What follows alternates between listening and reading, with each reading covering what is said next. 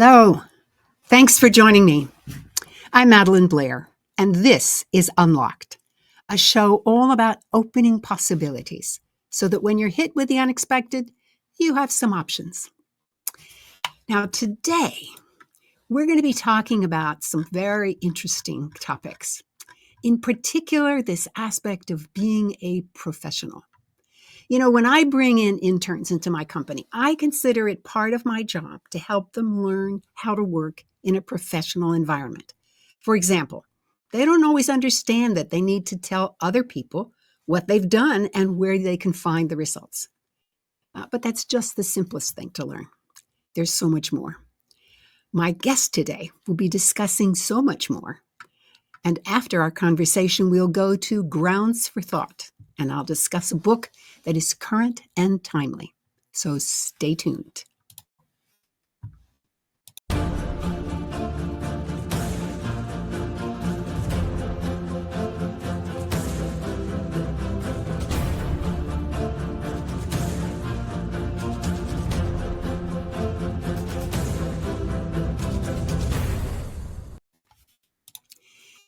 When people work with me for the first time, they often remark, "You're so professional, Madeline."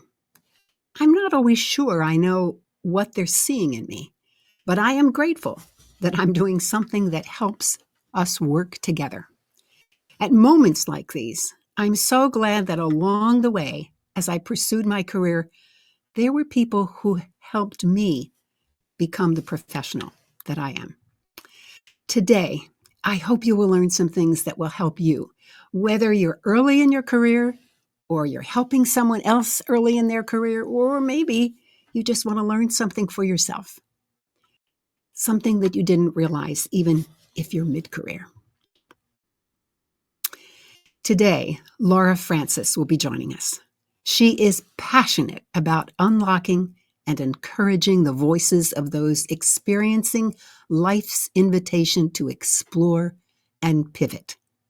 She's the founder of Unlock Your Coaching. And by the way, I love the name Unlock Your Coaching, and brings out over 30 years of diverse experience to her work as a career and life coach.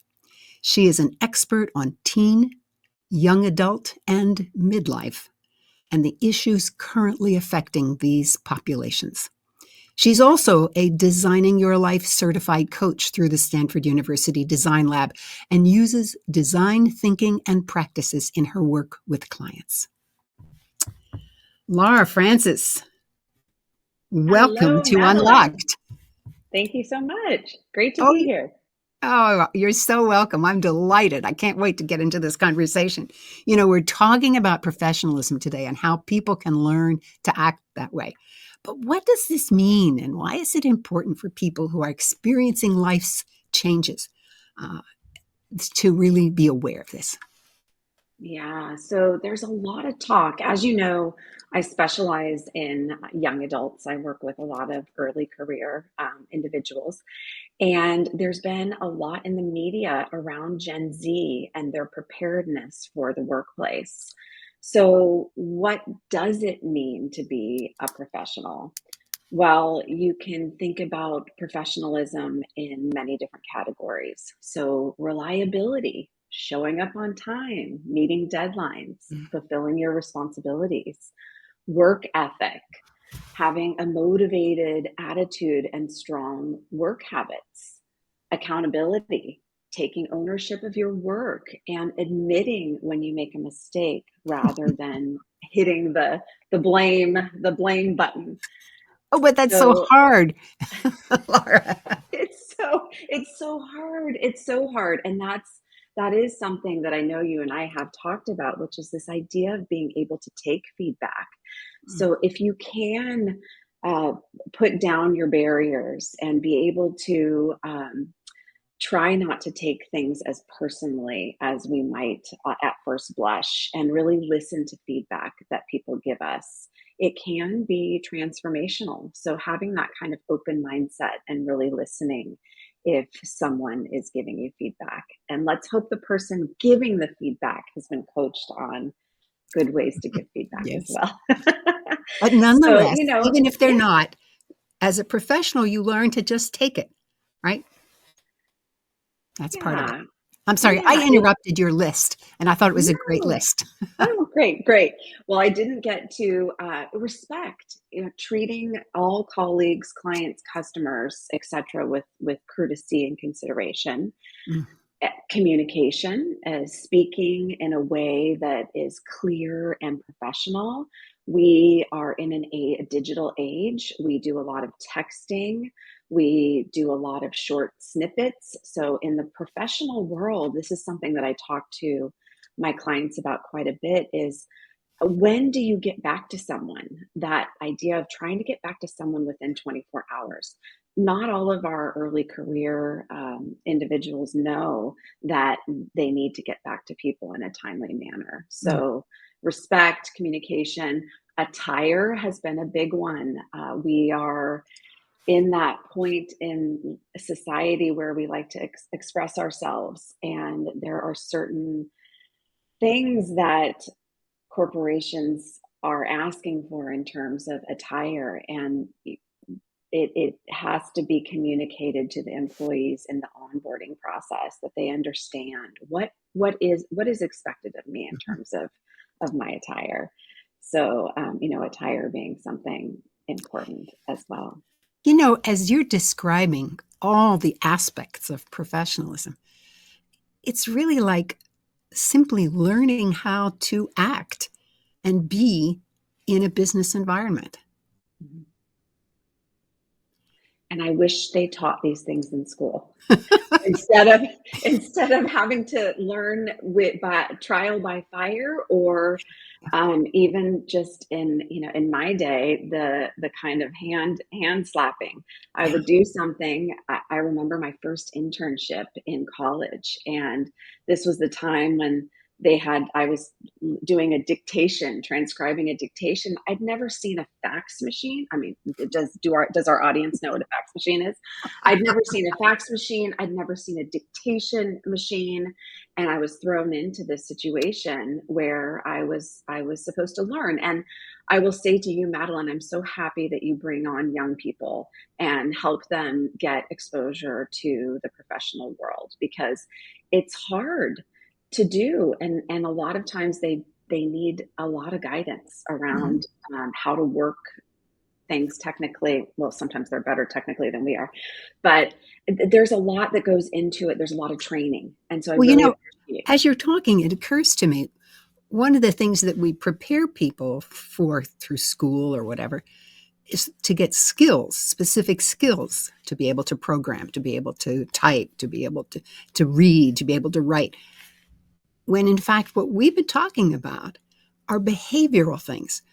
And as now, I don't mean this in a negative way, but a child, we teach them how to act. Uh, and they observe us, and that's how they learn how to act. And we expect that. And so maybe we've been unfair to young people entering the workforce simply because we forget that they simply haven't been in this environment before and they have to learn those things. I wholeheartedly agree. And the pandemic didn't do anybody any favors by Mm, being behind yeah, screens and not being able to be true. out there. The graduates of 2023 from college were freshmen in 2020 Yeah, when the pandemic hit. So yeah, that had a big effect as well. yeah. Well, I'm curious, what drew you to this work? So thank you for asking. This is my passion. I've had many acts in my life. So I was recently listening to a podcast where it was either Jane Fonda or someone that was talking about the different acts of her life. So I've had many acts. I've had many different careers, but my natural gifts are problem solving and innovation Mm, and intuitive connections with others. So I'm finally in the act where I'm able to call upon those natural gifts and use them every day. mm. And I am particularly drawn to younger people because I feel as though they need help and they don't have a lot of people to go to. So the combination between me being able to interact with youth and them wanting to come to me and ask for my advice, as well as those natural gifts. And I believe that everyone has natural gifts. And that's why I named my company Unlock You, because I believe that people should be open to the possibility of exploring themselves and what are their natural gifts, what are their life values, career values, and how can they apply this to their life's work. Mhm. Oh, thank you for that response. I couldn't, well, let me put it this way. I anticipated some of the things you said, and it was gratifying to hear that. So, well, I think you've begun to hint on this, but I'd like us to really zero in on it. Why is it important that someone learn how to act professionally? I think it helps demonstrate maturity and Mm. Mm. responsibility and readiness to effectively handle the demands in the professional setting. I never thought about that it does reflect maturity and the idea that you're ready to be responsible for something. Mm-hmm. Excellent. Yeah. So maybe you've already answered this question because I was going to ask you, what are the behaviors of people that we would say are professional? And you've just given such a long list. Uh, let me test you a little bit on this. If there were only three that you really felt you knew or that you wanted to make sure you perfected before you started a new job, what would those three be? So I would definitely say that your mindset, minding your mindset, cultivate a professional mindset. Try that on. Be reliable, disciplined, positive minded. Put it on as a garment. Stay Mm. curious. We talked about this. Seek feedback, and it's hard, like you said, it's hard to hear feedback when it feels like, oh gosh, that's something negative. And yet, if we put on the mindset of seeking feedback, we're actively asking for Yeah, it. yeah. So instead of, oh, I'm receiving this negative feedback, how about seeking it? And then it's as if you're inviting it. Mm. So mindset is huge. Seek feedback, self-reflect on it. It helps to foster growth. So mindset, number one. Number two, communication. So mastering communication, fine tune your written skills, your verbal skills, whatever it takes. Old school, I think Toastmasters is still going on, Yes, it is. but if you work on communication, it can only help you in your career. So learn about jump into giving presentations, even if Mm. you're not feeling ready, you're feeling a little nervous, try things out. And I think that's a big thing in design thinking is really a bias towards action. Try something. Mm. So again, mindset, communication, and then you hit on something earlier, which is this idea of children watching us. So I think observing and learning Mm. when you're new in your career, observe and notice how seasoned professionals are handling themselves. Emulate things that you are drawn to, that you feel are professional. Um, You know, you know, mhm. I really like this because oftentimes when you when you join a new group, let's just say you're joining a new group, maybe it's a club, maybe it's a committee, whatever it is. I It is so easy to go in and think that you have to prove who you are. But to me, I've always found the better strategy is to go in and observe for a while to see Mhm. how does this particular group choose to communicate. I'll never forget, we had a new person join our division when I was a division chief at the World Bank. And we had a staff meeting, and he came in and he wanted us to know what he did. And in very loud voice and commanding voice, he expressed his opinions. Well, our staff meetings were never designed that way. They were, you could say whatever you needed to say, but you just said it in a normal voice. Uh, and I could tell that the rest of the division were like, why is he doing this? So I took him aside after the meeting, obviously not in the meeting, and I asked him about why he chose to behave that way. And he said, well, that's what we did in the other division that I was in. You had to do that because everybody was yelling. I said, okay, I understand that. Now, observe and see if you can shift. And by golly, he did. And he became a fabulous member of the division. But he just had to recognize, he had to pause a moment and see how people work together. So yes, you always need to be respectful, but you also need to be respectful of the community's norms. And I think that is a really great point, and especially for early career people that feel like they need to prove something or add something right away. Mm-hmm. But this idea of stepping in and really observing for a bit and seeing the dynamics and how do people communicate, it's a great strategy. Mm-hmm. Well, you work with teenagers, and the teen years are really key transitional times in life. What's different about working with that particular group? So I think with the teenagers, they've almost been on sort of a treadmill. So I'm talking about my high school students. Mm-hmm.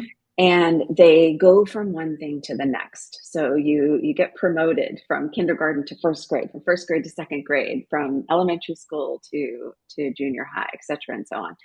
There's always something next. You're just kind of continuing on this treadmill. And in my work with teenagers, I invite them to step off the treadmill and look inside and say, especially as they get ready for college, is who am I and where might I fit? What do I want to explore? Whose voice is this anyway? When they get ready to write an essay, Yes. whose voice is this? Is this my teacher's voice? Is this my parents' voice? Is this my peers' voices? So I invite them to step off and look inside. And I do the same kind of assessments that I do with my midlifers for my teens. And really trying to get to their natural gifts. There's one assessment that I use that is supposedly 99% accurate from age 12. So these gifts are inside at a young age. Yeah. I invite them to look and see what they are and what sort of lights them up instead of what people tell them should light them up. Yeah. I don't know if I answered your question. In many ways.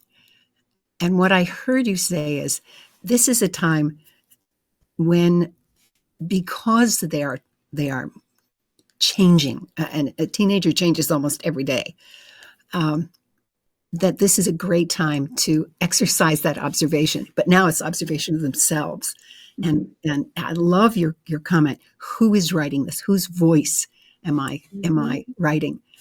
That's really powerful. And it takes really years for people to discover their own voice.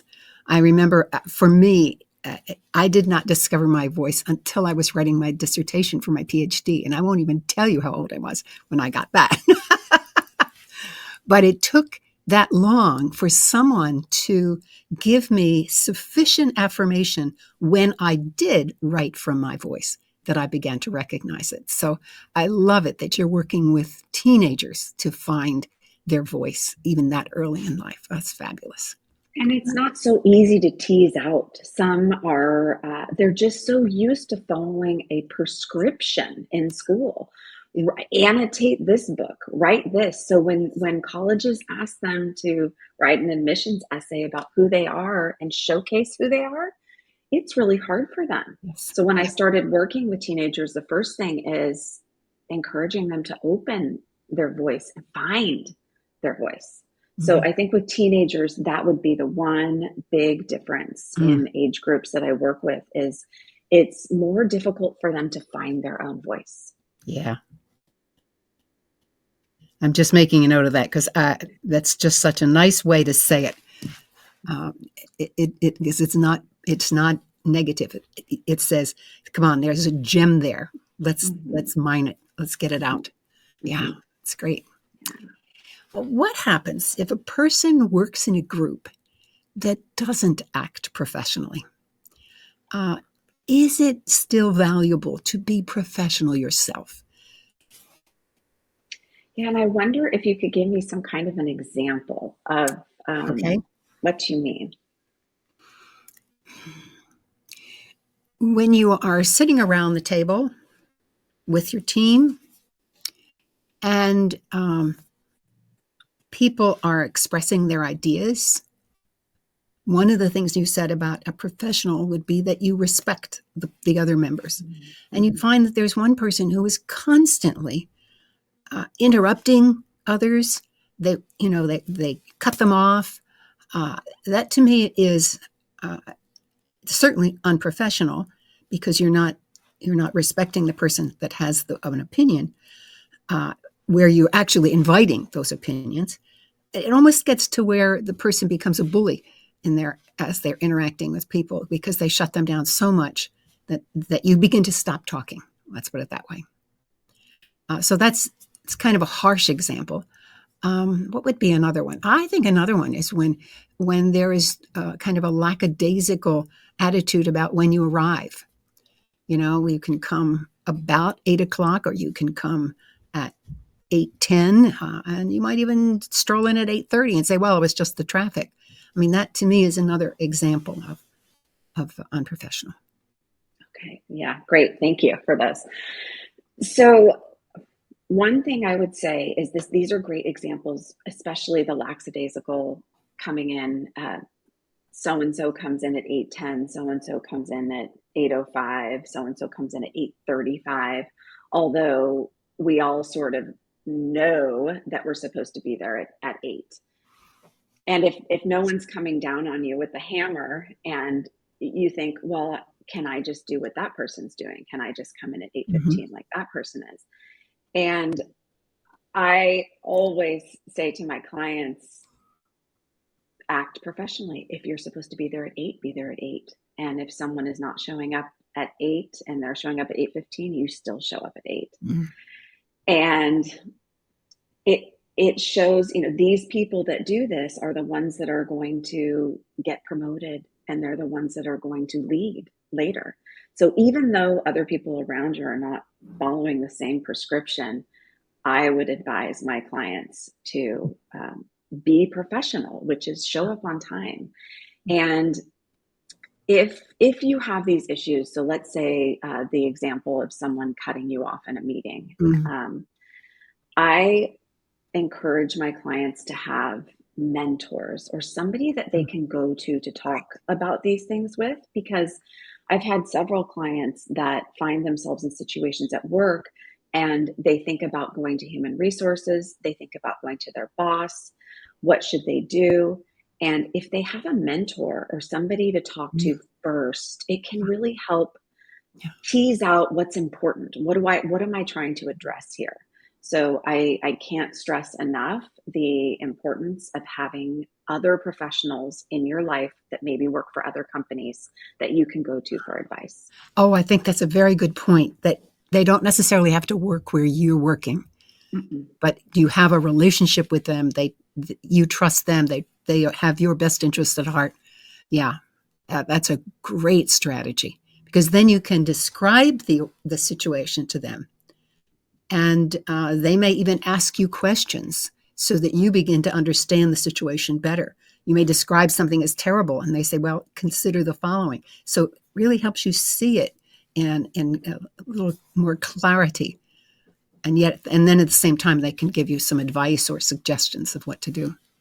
Beautiful. Yeah, I wish I had had that advice when I was young in my career. And there were times when I had to go to higher ups or human resources and things like that. Yeah. And I didn't tease it out with another person. So when I went to the higher up, maybe my story was not quite what I wanted to come across. Yeah. If I had have done a dress rehearsal with someone ahead Yeah. of time, it would have gone across better. So yes, yes. So Mm, even just talking about it with someone else can really help. yeah. Well, we've talked about teens, but I know that you also work with people who are in mid-career. Mhm. What are the characteristics of that person in mid-career where they need to have that advice as to how to um, manage through the change, because it may even have to change some of their behaviors? Yeah. So again, when I talk to you a little bit about acts, what act, like an act in a play. So what act are we in? Mm. And many of my midlife journey clients are at different places, which is why understanding what your career values is important. So at some point, your career value may be high or potentially high earnings because you've got to pay your rent, you've got to feed your family. We have our career values shift and change. And what I see for many of my midlife journey clients is this idea of wanting to contribute. What is their contribution in this act? What is their mission in this act? What is their legacy? So I'm finding those to be things that are resonating with midlife in terms of things that they're thinking about and looking for in this act of work. I really like that use of the word act, because it helps people understand that there really are different, I'll call them seasons in your career. There's that early season where what you should be doing is learning and adjusting and learning the behaviors, learning the skills, demonstrating what you're doing, developing yourself. And then there's a kind of a stage where you've got to be performing, heavy on performance. But this last one, or the one that is mid-career, you actually do begin to think about legacy. Mhm. Interesting. I like the word act, because it's a natural thing to think of an act. Yeah. It resonated with me when I listened to a podcast, and I do believe it was Jane Fonda or someone like that that was talking Act 4, Act 1, Act 2, Act 3, Act 4. These are all the different things I've done in my life, and it it keeps us feeling young too. How many acts can we have? It's Yes. exciting. It's not a midlife crisis. We talk about midlife crisis. We talk now it's quarter life crisis. Have you heard this term? No, I haven't heard that. Really? Okay. Okay. Yes. So quarter life crisis. I mean, how sad that we're we're pushing the term crisis down into the 25-year-olds. Quarter life crisis. No, no, not a crisis, an Oh, opportunity. it's an opportunity. That's right. It's just part of growing up. I mean, it's sort of Mhm. like I'm sorry I keep using these examples from children, but a child learns to roll over, child learns to sit, child learns to stand, they learn to walk. I mean, these are all from the child's perspective, and probably a crisis. I can't do this. I can't do this. Ah, I can do it. Well, it just keeps going through life. If life is interesting, then that's what's happening all the time. Should be. Yeah. But Yeah. then And that's if how we I am. can if we can think about it that way, Yeah. again, mindset, mind your Yes. Yeah. mindset. Mind your mind. I'm going to be curious. I'm Mhm. going to go out in the world and talk to people. I'm going to invite feedback. So Mhm. it's a Yeah. total mindset shift. It's a reframe instead of, oh my God, I'm so afraid to go into this Yeah. QVR meeting with my boss. Yeah. Yeah. No, it's an opportunity to invite feedback. Tell me, teach me. I want to learn. Mm. Interesting. Interesting. Well, it reminds me that you do something called designing your life process. Could you talk a little bit about that? Maybe we already have been talking about that, but I'm curious because you do this through the Stanford University Design Lab. And what does this mean, to design your life? Yeah. So the Designing Your Life is a book that was written by Dave Evans and Bill Burnett. And I believe they have three books out. Designing your life, and then there's designing your work life and designing your new work life. And what drew me to them in particular is their application of design thinking to their processes. So they teach a class at Stanford for university students called Designing Your Life. And in fact, many college and university campuses have purchased this framework for teaching and put it into colleges and universities. So it's a big theme. Lots of people use it. How do I use it? What resonates with me mostly about design thinking is this idea that designers build their way forward. So if you think about how a designer works, a designer builds their way forward. So it's about action. It's about trying things. It's about prototyping. I talk a lot about prototyping. I'm going to get more clear here in a minute. So designers build their way forward. Some would say engineers solve their way forward. Uh-huh. Businesses optimize their way forward. Uh-huh. Researchers analyze their way forward. Well, designers build, they try. Uh-huh. So if I have a client who says, I want to open an art gallery, I'm going to open an art gallery. I know what I need to do. I need to build a business plan. Okay, hold on a second. Do you have any idea what it's like to work in an art gallery, let alone own one? So what would be a small, manageable prototype for you that you could try to see if you like it? Okay, well, one prototype might be I'll talk to someone that works at an art gallery. It's just a simple conversation. So there are ways to prototype things, to try them out. And this is a concept that Dave Evans and Bill Burnett came up with, and I use in my coaching. So the idea of life design, it's we are the authors of our life. It would be nice if we could be true to ourselves, if we could dig in, find the gifts, be true to ourselves, and author our life. And Dave Evans describes life design as an intentional process of designing your life in a way that aligns with your mission or your purpose. So I don't want to get down the purpose road yet, but this idea that you own it. It's your life to design. Mm-hmm. And it's also an iterative process. So it changes. And when a designer is building something, this isn't a researcher analyzing. This is a designer that's building and tinkering and trying. Mm-hmm. The process is iterative. So it's always changing. And that you need to have a flexible mindset for that. In that when I'm looking at owning an art gallery, okay, so maybe owning isn't sounding right to me now. Maybe I try to work there. You pivot, you change, you tinker, you iterate. So those are some of the concepts that I use with my clients, which is trying things out, small, manageable ways of trying things out, and being true to yourself. Life design, it's the intentional creation of one's life to achieve personal fulfillment. As you're talking, I'm thinking about the fact that I'm currently writing a series of blogs based on some of Frank Lloyd Wright's lessons from all of his beautiful design work.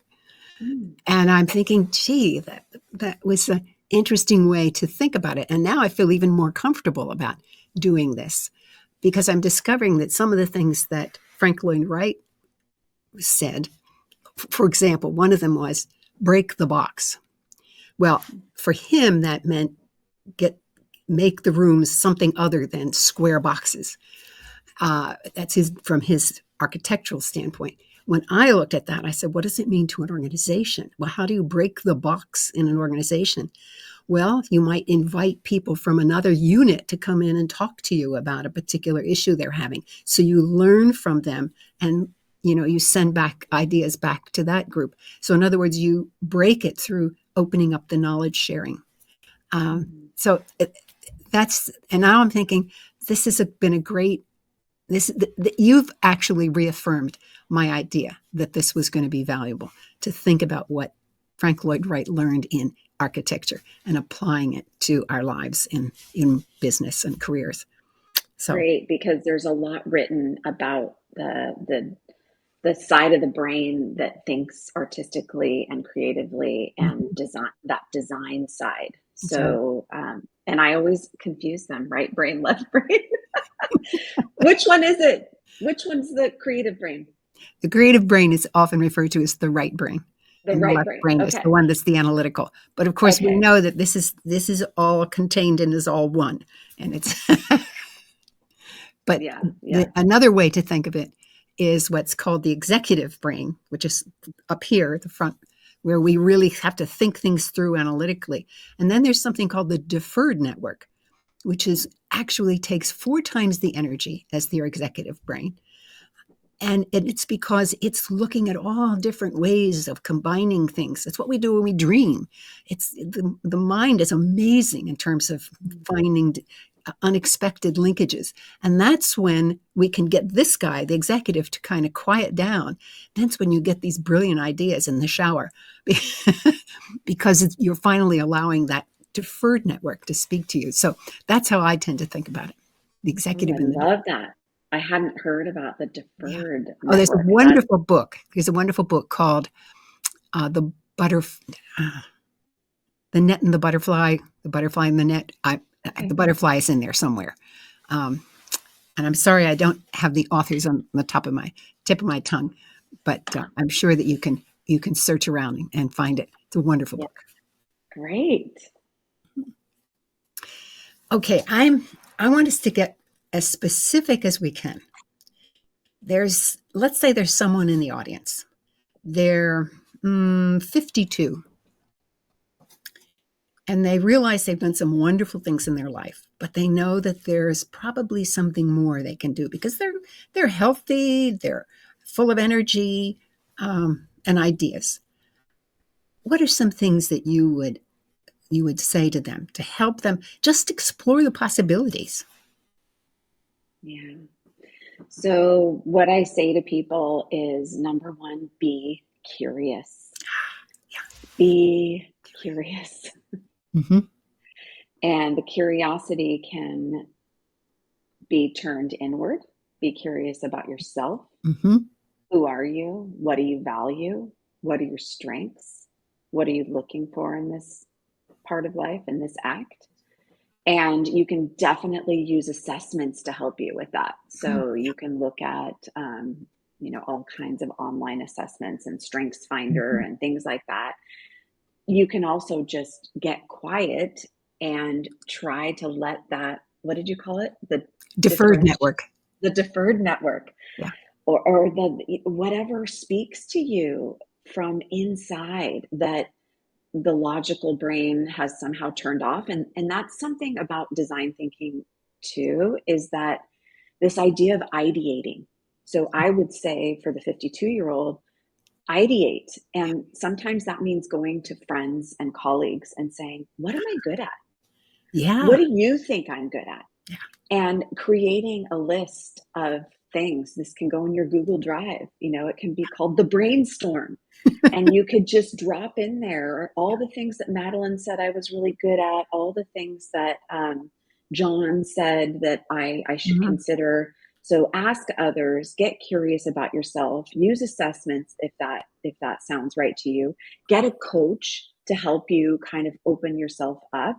And then that's curiosity for the inside, and then curiosity to the outside world. Get curious about what people do, what's going on out there. Work on your flexibility muscle. I can't stress that enough for those of us that are aging. And flexibility is not just a physical thing, it's a mental thing and an emotional thing. So exercise that flexibility muscle and go Mm-hmm. out there and be curious. Yeah. Well, you'll be happy to know that one of the characteristics of highly resilient people is that they are curious. Yes, Mm-hmm. yes, yes. And that's something that I speak about as well in terms of what does curiosity do for you? Mhm. it helps you to be more resilient. Yes. Absolutely.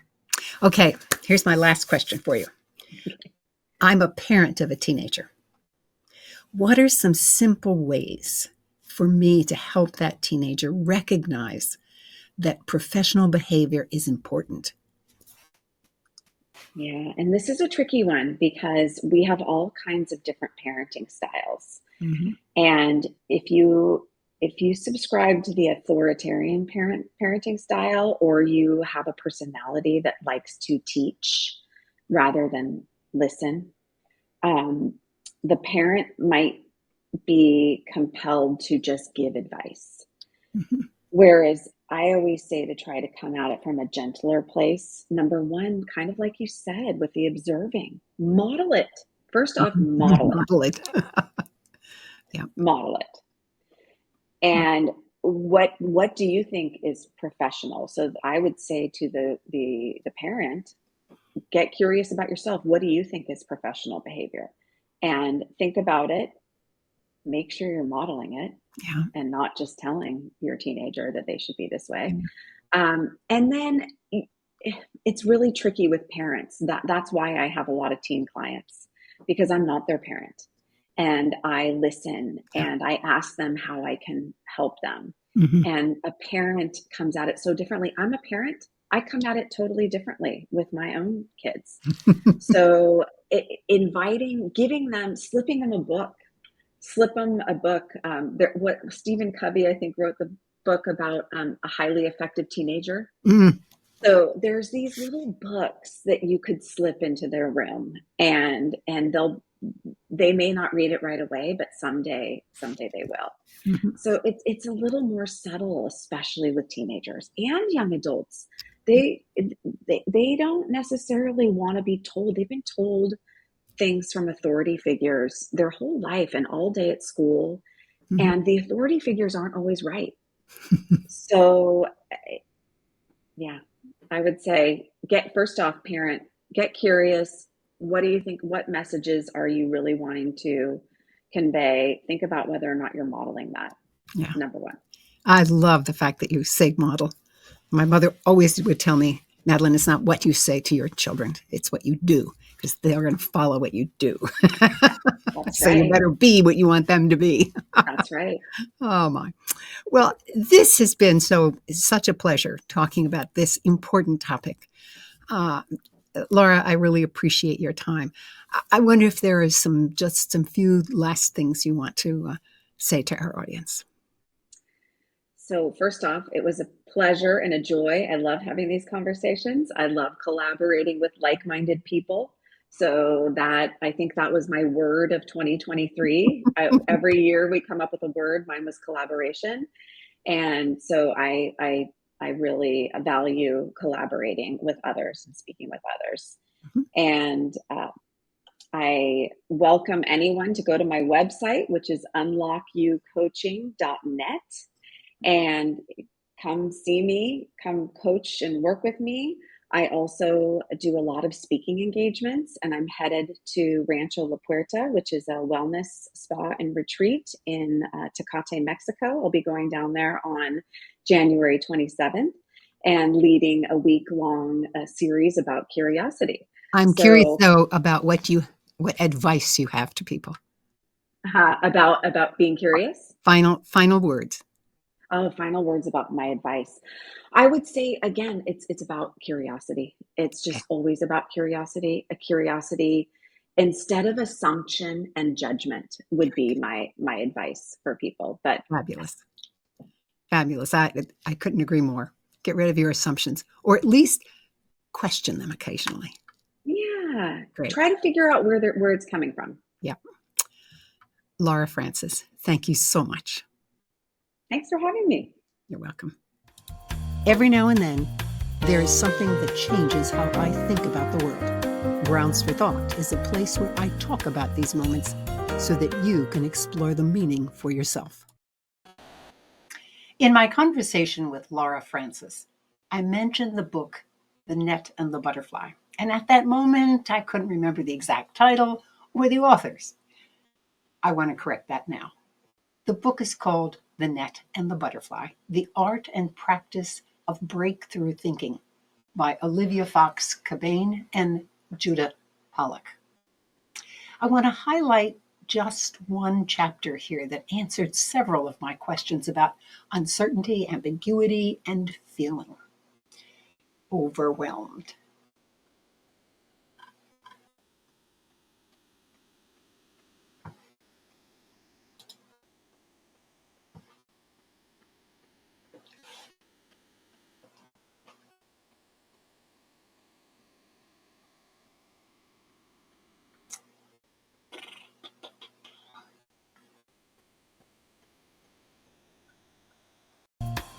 Every now and then, there is something that changes how I think about the world. Grounds for Thought is a place where I talk about these moments so that you can explore the meaning for yourself.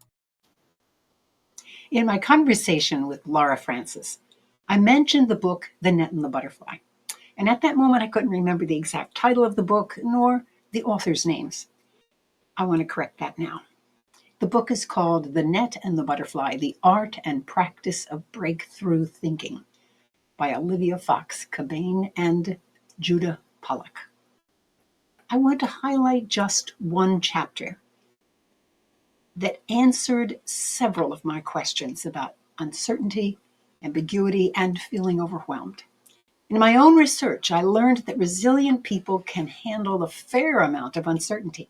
What I didn't know exactly was why. It has to do with wanting to feel comfortable.